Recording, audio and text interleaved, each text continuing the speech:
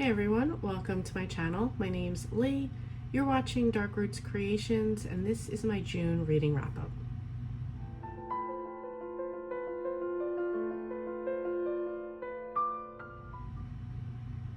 So first off, I apologize if I sound a little off. I've been sick since we came back from vacation last week. It's like a cough, a stuffy nose. I just can't seem to shake it, so I'll definitely be stopping to drink something and possibly have a cough drop anyway. The first three books on my list were all from my hustle weekend, so I'm going to leave a link to that video so you can watch them more in depth. I'm not really going to talk about them in depth here, so let's just go quick on those first three. The first one I read was The Weekend Retreat by Tara Liskowski. This is about three siblings. Two of them are twins. They're part of a very wealthy family, and for their birthday they decide to go to their family's winery and celebrate and have a weekend getaway. As it says here, as old tensions are reunited, the three couples are pushed to the edge. Will their secrets destroy them, or will they destroy each other first?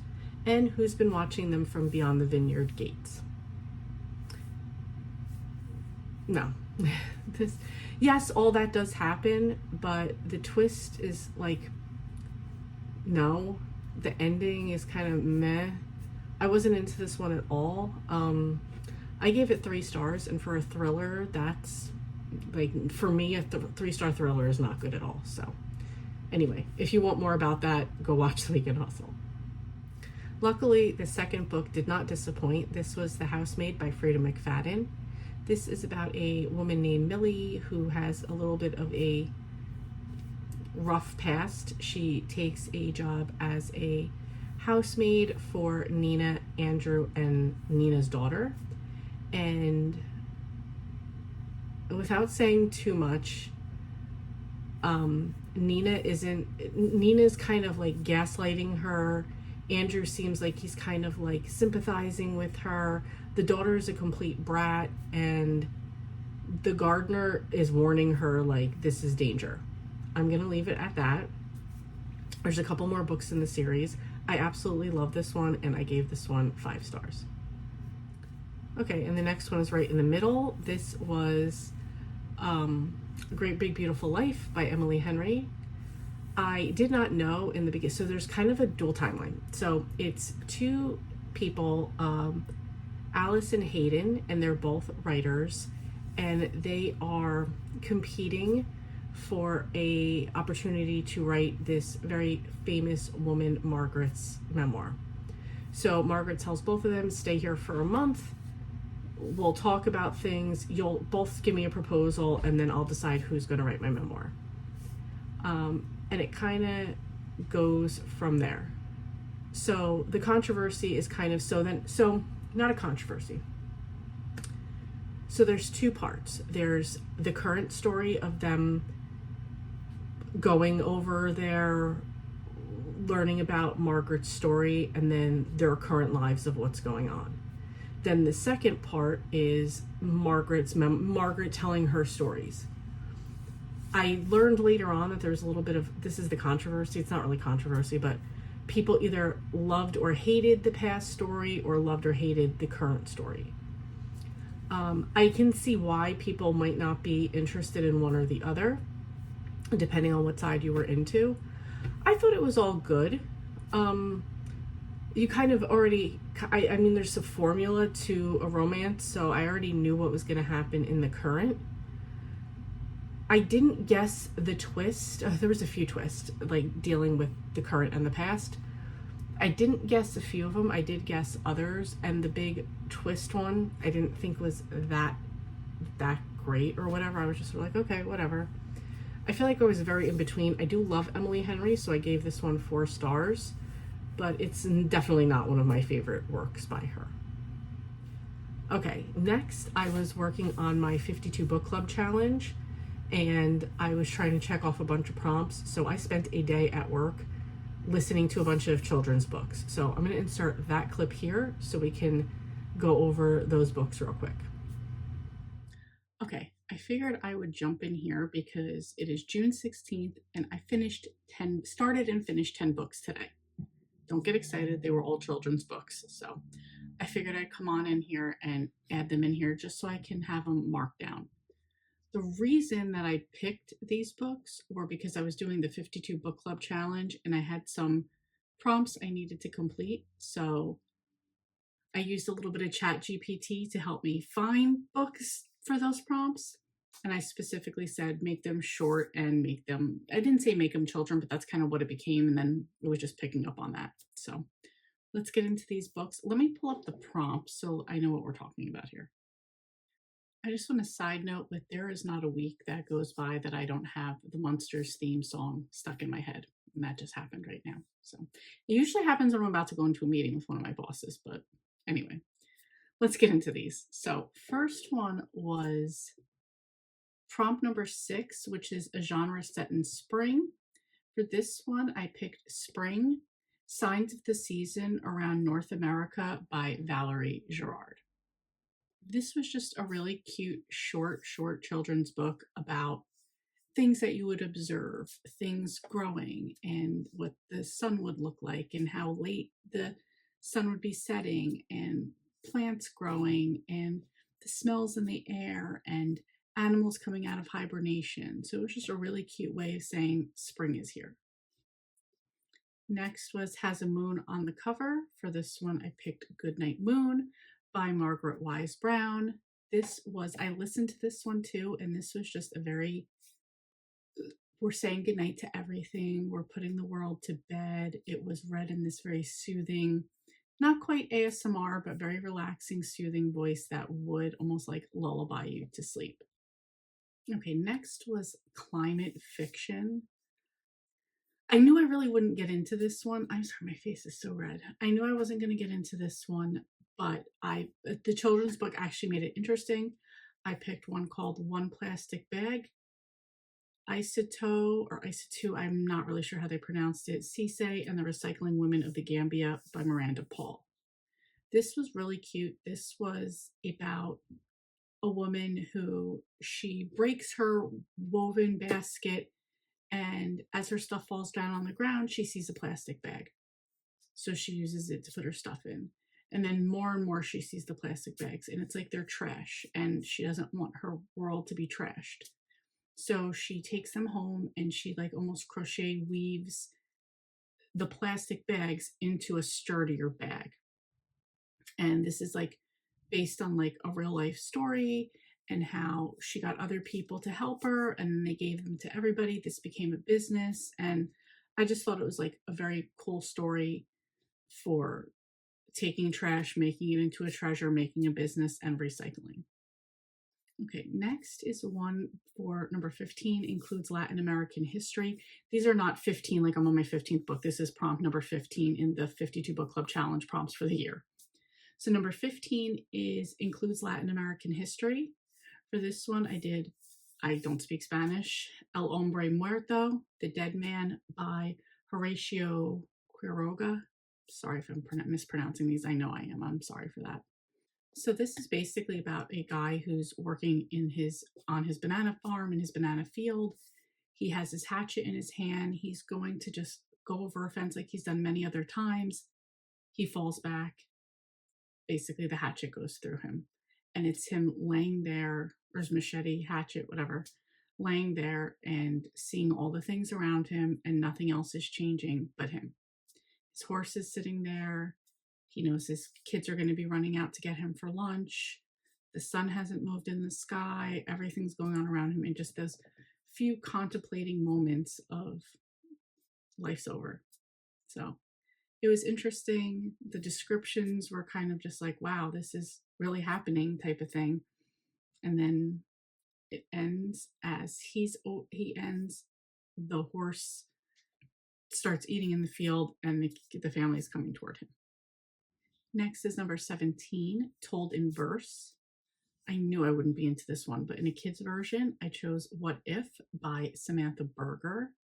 And in this one, she talks about what if I didn't have like art supplies? What if I didn't have paper? What if I didn't have, how she would keep changing up her imagination to accommodate for not having something so she could still tell her stories and still create.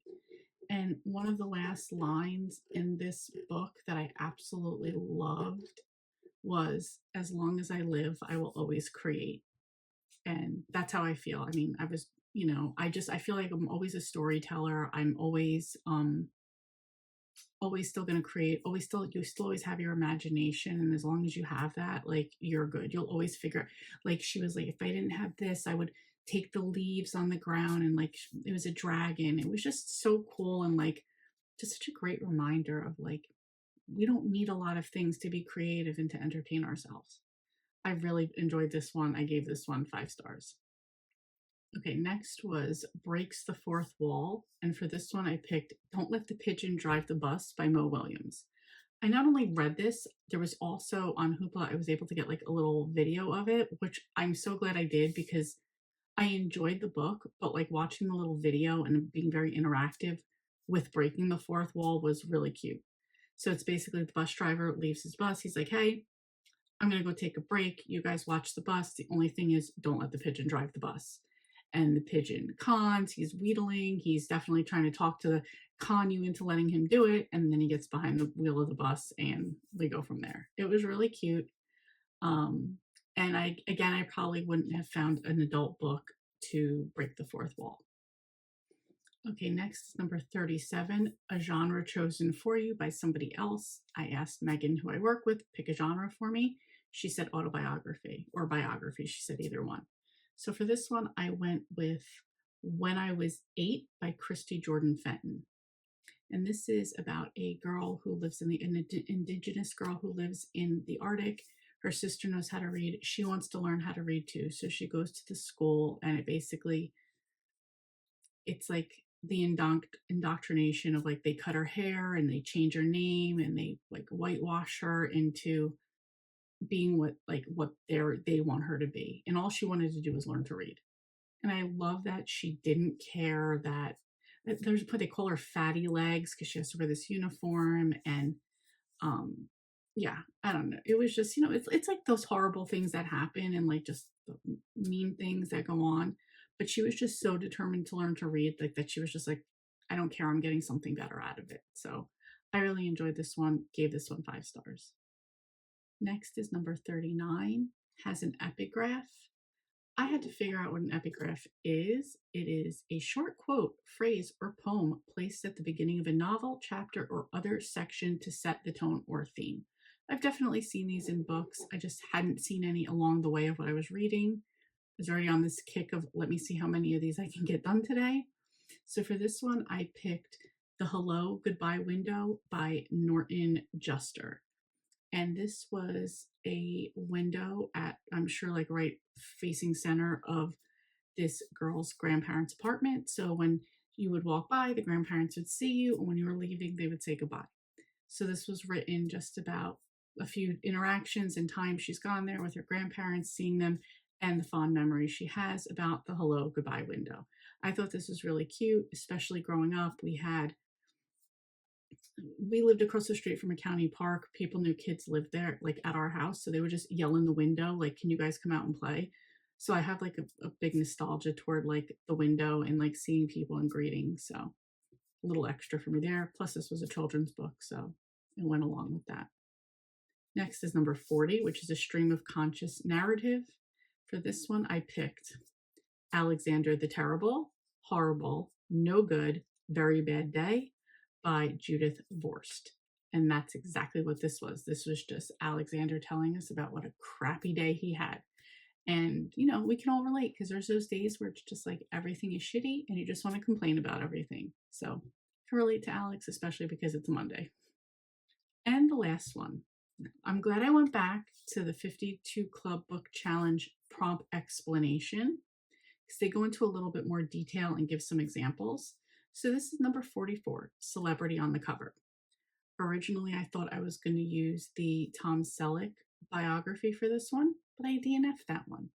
So I was still looking for something else that I might be interested in. Glad I went back and read the prompt because it said it could have a likeness on the cover. It could have a name on the cover. And I had come across the perfect one for this. This is The One and Only Sparkerella by Channing Tatum. Yes, that Channing Tatum. So he basically wrote a few books for his daughter, basically something fun. And that's what this is. This is a girl named Ella. She's sparkle. She likes her tutu. She likes rainbow. She likes color. She likes being a spark of nature. And her father embraces all this. And there's one day she goes to school and people are making fun of her. And she comes home and her dad sees that she's sad. And so he goes to her with a problem. And she does her answer back, her advice to him is what he would have done for her. We're going to have a dance party. We're going to have fun. It's going to be sparkles everywhere. And she did that for him. And when she goes back to school the next day, she realizes, you know what? Like, I can't let these people stop me from being me. Like, she felt bad when they were making fun of her, but she felt even worse for herself when she wasn't being her true self. So she went back and she was just her sparkle Ella self, and she meets friends and everybody else just being themselves. It was very cool. There's a couple other books in that series as well.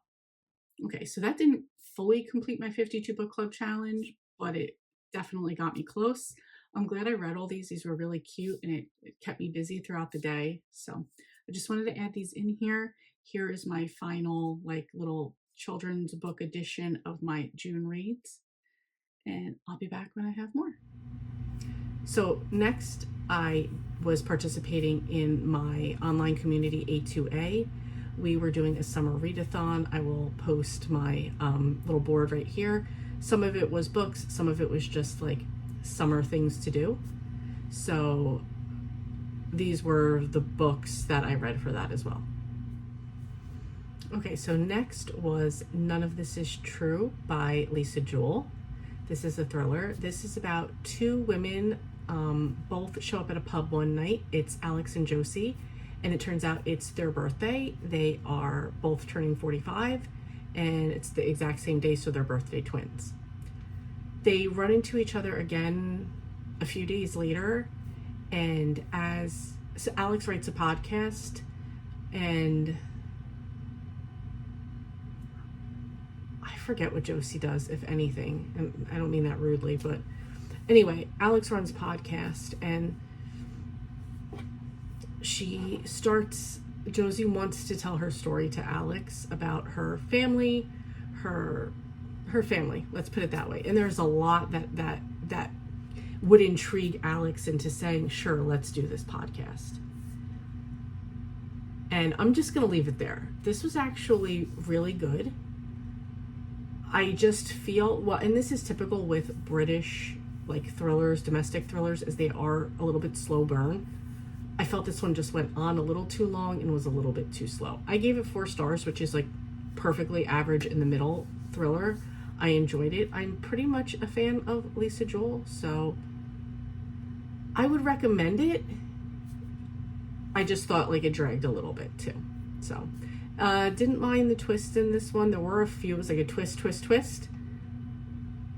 I might not have enjoyed one of them, but overall 4 stars. Okay, next up was a recommendation that I received from Esther Jane, and she said that she was reading this. It sounded really good, so I jumped on it. I'm so glad that I did. This is The Magnolia Sisters by Michelle Major. This is the first book in the series, and this is about a woman named Avery who inherits has an inheritance. They don't say exactly what it is at first. An inheritance in North Carolina from her father who has passed away.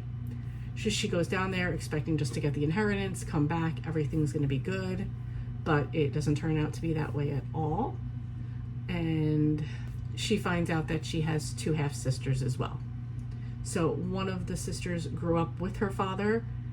The other one did not grow up with him, but lived in the same town. So those 2 sisters knew each other. So Avery's like the outsider coming in. And the way everything is kind of structured in the inheritance, it's not going to be just that simple to take her stuff and go. So, and of course there's a romance. There's a guy that lives next door, and it goes from there. I really enjoyed this one. I gave this one 5 stars. So glad that Esther Jane mentioned it. Thank you so much. This was also part of the summer readathon for A2A. For another one of the prompts for the A2A readathon, I read The Babysitter's Summer Vacation by Anna M. Martin. This is number 2 in the Babysitters Club Super Specials. And in this one, the Babysitters Club winds up going to Camp Mohawk. They are counselors in training, or in the case of 2 of them, junior counselors in training. And this is basically just 2 weeks at camp, doing all of the camp type of activities. Across the lake is the boys' camp, and it was just, typical Babysitters Club, super special. I enjoyed it. I gave it 3 stars. Okay, one of the other A2A prompts I read, this was also a buddy read, was Every Time I Go on Vacation, Someone Dies by Catherine Mack. And this is number 1 in the Vacation Mystery Series. I'm going to read the first part of it. It says, 10 days, 8 suspects, 6 cities, 5 authors, 3 bodies, 1 trip to die for. All that best-selling author Eleanor Dash wants is to get through her book tour in Italy and kill off her main character, Connor Smith, in her next Vacation Mystery Series. Is that too much to ask? So, this author tried to, was this a mystery? Was this a thriller? Was this a cozy mystery? Was this a romantic comedy? Was it a comedy? What is it, a murder mystery comedy? It just seemed like the author took a bunch of things that she liked in books and put them together and did absolutely nothing with it. And there's this sort of she's bringing you in, the main character is telling you she wrote this, she's bringing you in, breaking the fourth wall, bringing you in behind the scenes, and nothing about this worked for me. I also listened to the audiobook of this, and Connor is a guy that she met in Italy years ago, and in the audiobook he has the British accent, so you didn't even do that right. So I gave this one 2.5 stars. Buddy read it and she gave it 2 stars, so we're not a fan. We're not going to move on with the series, and that's it. Okay, and that leads me to where I am today. Today is June 29th. It is 7 o'clock, and I have 2 books I want to finish by the end of the month, and by the end of the month, I want to finish them today. So, first one I have is Susan Mallory, Beach Vibes. I'm on page 533 of 5, sorry, I should have had this ready, of 556. So don't have that much more to go. I have that much more to go. Definitely plan on getting that done today. And the other one, and I'm very proud of myself for this one, is Nora Roberts' Year One. I have been listening to the audio of this because I needed to push myself to get into it. I'm very happy that I did. And I am currently on page 353 of 419. So again, just that little bit right there. So I will be back hopefully later today, if not tomorrow, to let you know about these 2 books. Okay, I just finished, it's 10:28. I just finished Year One. This definitely took me on a ride. So this is about a plague that comes and takes people out. 80 in the end, toward the end of the book, they said 80% of the world population within the first year. And so people die from the plague. You have that they call the doom. You have people that are immune to it, and then you have people that they call the uncanny, which are people with magic. And a lot of these people are only discovering their magic now since this happened. It's coming to the forefront. And it's following a few different groups of people on their journey during this time. Kind of after The Walking Dead, or, after that starts or whatever, where would people go? People are looking for safety, looking to rebuild. People are also looking to destroy. So that's pretty much the setup for this book. We did follow a few groups of people.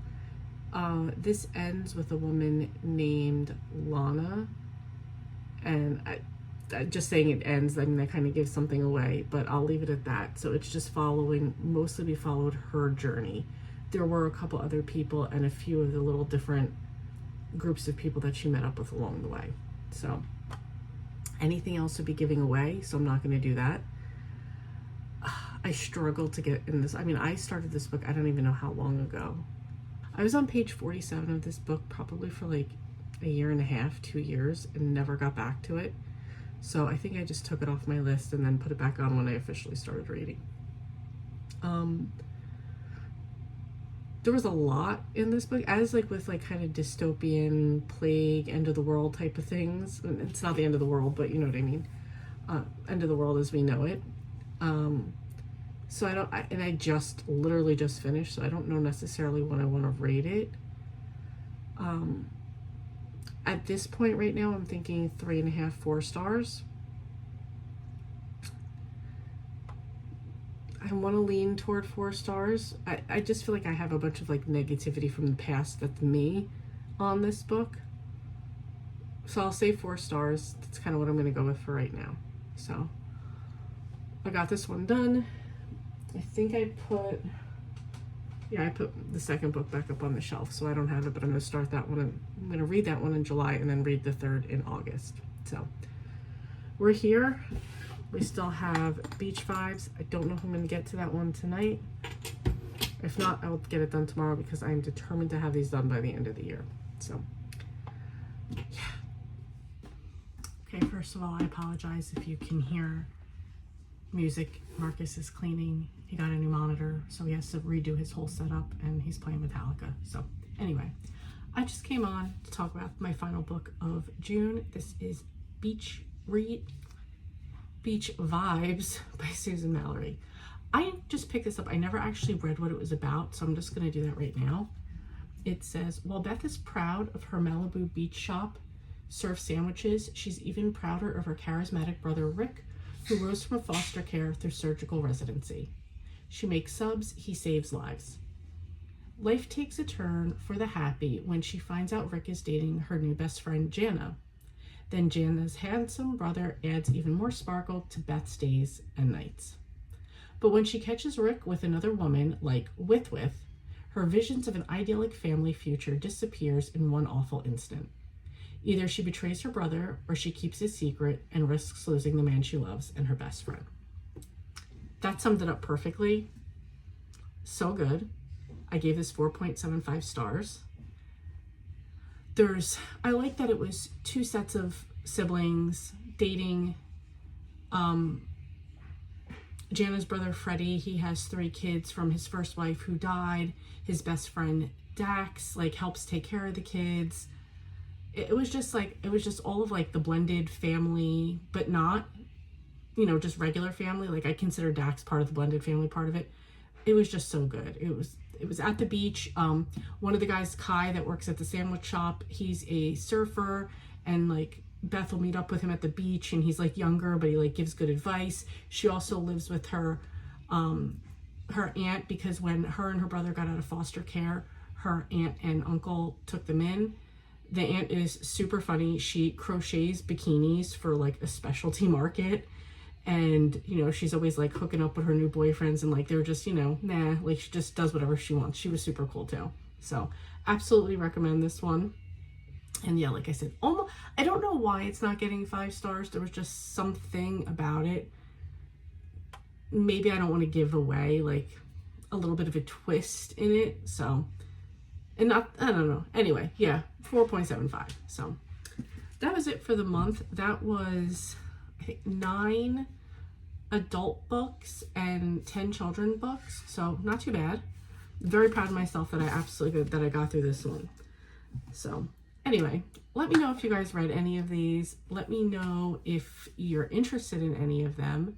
And even if you do tell me that, please let me know what your favorite book of June was. I'm always interested. I love to hear what other people are reading. So thank you so much for watching, and I will see you next time. Hey, thank you so much for watching. Your support means a lot to me, and I love connecting with our amazing community. If you enjoy my content, please like and subscribe to stay updated with my latest videos. Thanks again, and I'll see you next time.